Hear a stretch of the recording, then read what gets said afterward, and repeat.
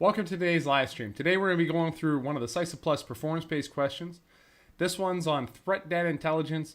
Really, it's on the cyber kill chain and the steps involved with the cyber kill chain. So one of these with a misleading title. It says, using threat data and intelligence performance-based question, but really it should say cyber kill chain performance-based question. I don't know why it does this one, but again, if you have any questions, please leave a chat or email info@cyberkrafttraining.com. I'll be happy to answer them for you. Let's go ahead and get started. Okay, so the first thing, we want to look at this just like we would on a test. So very first thing we want to do is look at the scenario. Okay, so we'll read the scenario and then we'll move from there. Instructions say drag kill chain stages in their proper order. Then based on the scenario, use drop-down selectors to identify findings related to the kill chain stage. Okay, so let's take a look at the scenario here. You work as an IT security analyst for a medium-sized global manufacturing firm. An accounts payable employee reports that the computer does not work properly. The employee states that after visiting a website, a message now appears on the screen. You suspect the employee's computer was infected with some sort of malware. You interview the employee for details and take notes. With your interest in security, you decide to use this as a training exercise for other IT security coworkers by creating a kill chain list. This list contains the ordered kill chain stages and your findings. Okay. Employee interview notes. So this is one of those scenarios where we have like a contrived scenario, and I'd call this one of these logic puzzle scenarios where we have to figure out key piece of information from the scenario itself and then use that to answer the questions. So the scenario here is very important. Employee interview notes. The employee received an email that appeared to be from a legitimate company. Okay, that's important in email. We want to pick out keywords as we read through these. So we received an email. The employee clicked on a link in the email to enter an advertised contest. So link, that's a keyword. The link directed the user to a website that looked okay, but did not see any context information. The person didn't see any contest information. Shortly thereafter, the user experienced numerous pop-ups at any website. Okay. The employee decided to reboot the PC to eliminate the pop-ups. So he did a reboot. And after the PC rebooted, the employee states that a message appeared asking for payment to use the computer and files. Okay, so that's a key indicator of ransomware there. Asking for payment to use the computer and files. You have confirmed the on-screen message after examining the computer. Okay. So first off, this one's asking us, it said we have to pick the kill chain stages, and we have the kill chain stages here. Okay. So you definitely need to know the Lockheed Martin cyber kill chain. You can find it on Lockheed Martin's website. Just Google cyber kill chain. Here's the cyber kill chain as a reference. You can go back and take a look at that. Pause the video if you want to take a look at that. I'm going to go through this first off to go through. So the cyber kill chain gives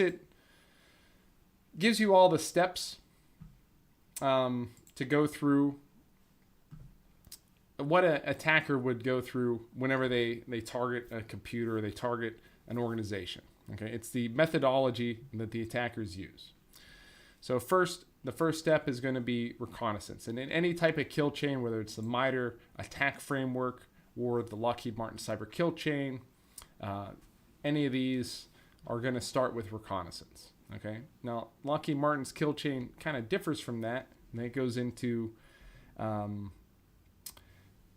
weaponization, which in a lot of kill chains is a little further down the list. So the idea here is first you do reconnaissance on the organization or the target device, and then you create a payload or you design a weapon around that. So you're targeting Windows Server machine, you design a weapon, you weaponize your malware or whatever to exploit that Windows Server machine.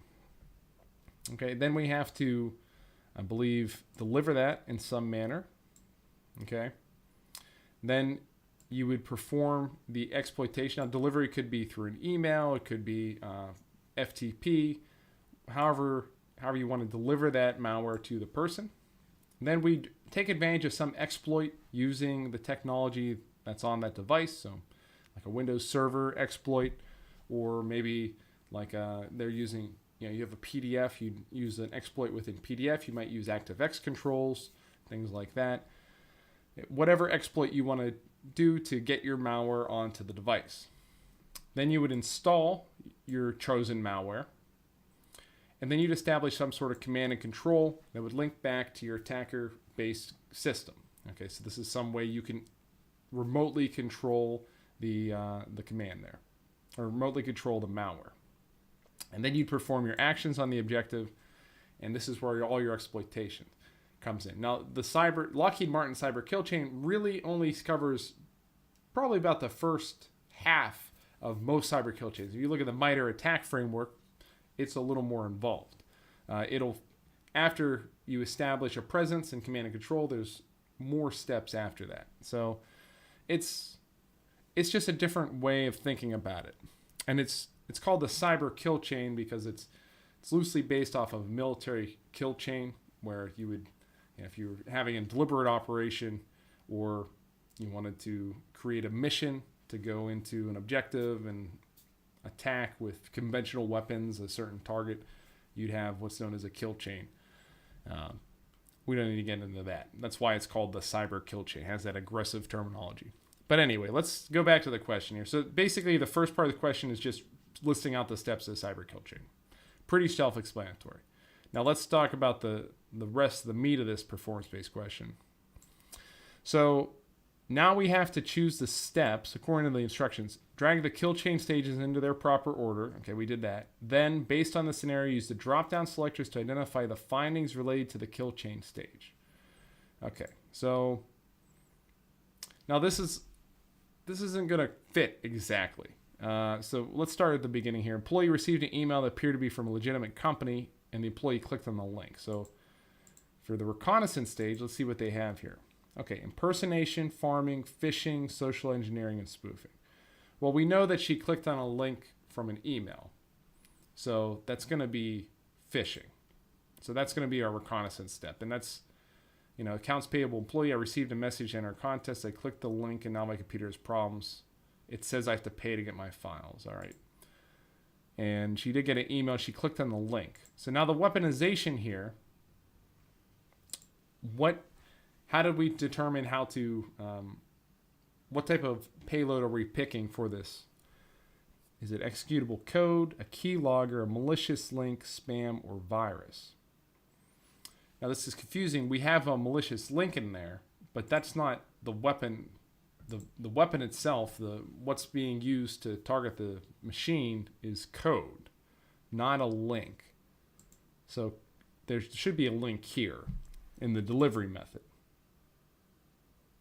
Right, and there is a link here. Okay, so we know for the delivery method, the employee was redirected to a website. They clicked on a link in the email to get to, and then they were redirected to a malicious website. So there's probably some sort of download that happened when they clicked that link without the user's awareness. So the delivery method was the malicious link inside the phishing email. Now the exploitation, sinkhole trick, drive-by download. So let's go through each of these terms. If you come across one of these questions, you don't know what the right answer is immediately, a good idea is to eliminate things that you do know, okay? Use deduction. So we know a keylogger will log keystrokes from a user. There's no indication of that from the interview here. Sinkhole, DNS sinkhole is a way to redirect DNS connection. It's a DNS type of attack that's not applicable here. A triggered action, this is like a red herring, essentially. That could be anything. And a virus is not really specific enough here that doesn't relate to the exploitation method. Okay, we're not exploiting a virus. We're going to be exploiting some sort of vulnerability on the device. So drive-by download is when you go to a malicious website, something's downloaded, usually like a browser extension that would then install itself on your browser or on your device to give you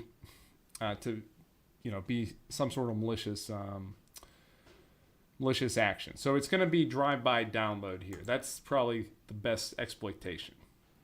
Now, how is this? What was installed here?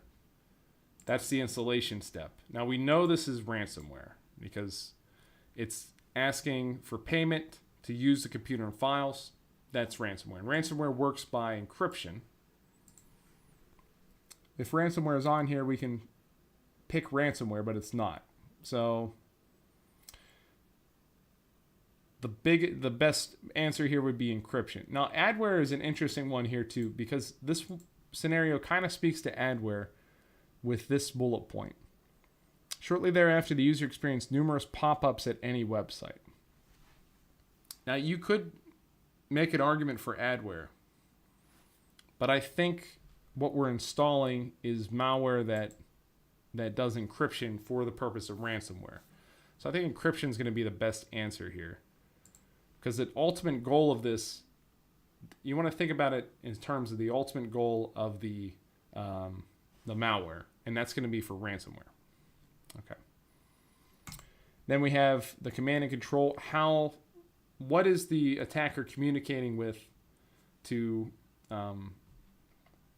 perform these different actions or to control the malware in some way? And that command and control is going to be located on the internal host. It's not a botnet. We're not doing denial of service. Denial of service is usually coupled with a botnet. The firewall doesn't make sense here. You want to control a firewall, and this is on a endpoint, so it's not a local server. So it's going to be the internal host, I think. Then the actions on objective. We should see ransomware somewhere. There it is. Okay, ransomware is here. Now, I think a lot of people would be confused here by thinking that this would be adware and then malvertising. But I think the ultimate goal here was the ransomware, just because these last bullet points. After the PC rebooted, the employee states that a message appears asking for payment to use the computer and files. So basically, I think the pop-ups here are designed to get the user to reboot the computer, and then on reboot, that's when the ransomware applies the encryption. So the ransomware needs the computer to be rebooted to activate. So this is kind of a misdirection, the pop-ups. So I think this is what we have here, and I think this makes sense. Let's see if we did it correctly. I think we're good.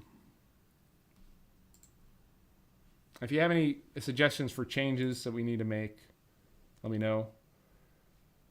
Again, yeah, I think let's try it out. Okay, yeah, we did it. This is correct. The kill chain stages, you definitely need to memorize these. If you memorize kill chain stages, the Lockheed Martin Cyber Kill Chain for the CySA Plus exam, you're going to get easy points. You're almost guaranteed to get at least one question on the Cyber Kill Chain. So definitely memorize that. And this one is, if you got this performance-based question, you should be cheering in your seat. Because if you memorize that Cyber Kill Chain, you get easy points. Every one of these drops is a point for you. So that's great. So definitely memorize that. Take a look at MITRE Attack Framework. Again, you can find the Cyber Kill Chain on Lockheed Martin. Just Google Cyber Kill Chain. This is the Cyber Kill Chain here. Basically, this image is what you need to memorize. That's it. It's that easy to get those easy points on the exam. I'll keep this here for a moment. If you want to pause the video, take a look at this or write down some notes.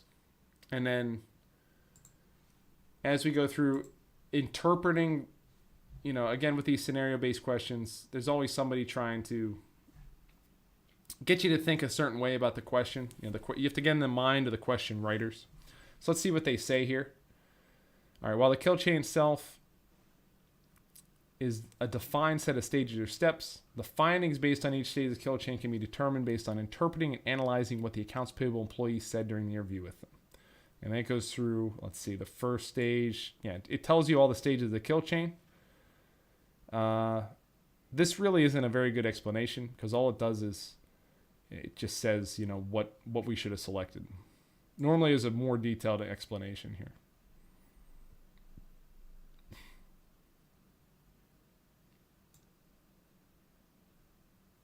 Yeah, nothing here is very helpful.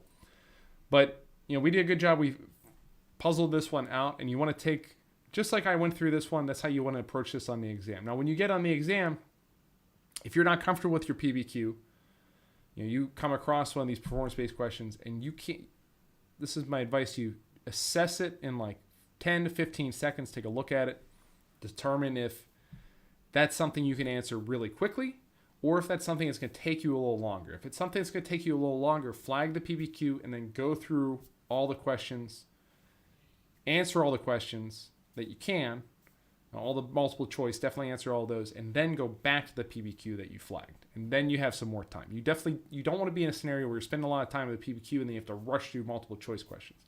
Because you can pass the exam by just acing your multiple choice questions. So definitely flag the PBQ and come back if you need to. But anyway, I hope this was helpful for everybody. If you have any questions, email info@cyberkrafttraining.com, and I'll be happy, or leave a comment below. And if you're looking for CySA Plus training, we have CySA Plus boot camps that we run.